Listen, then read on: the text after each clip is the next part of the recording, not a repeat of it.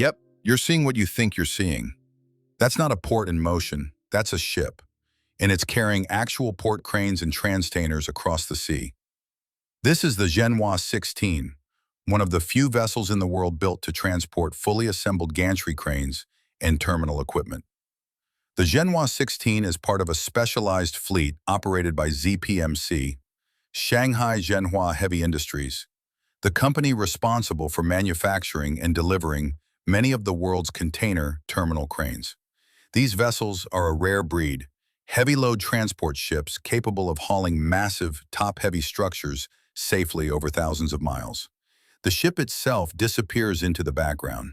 It's the cargo that draws the eye.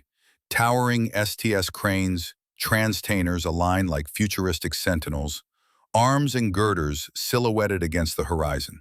From above, it's as if a port has been uprooted and set to sail. Operations like these are logistically complex and visually stunning.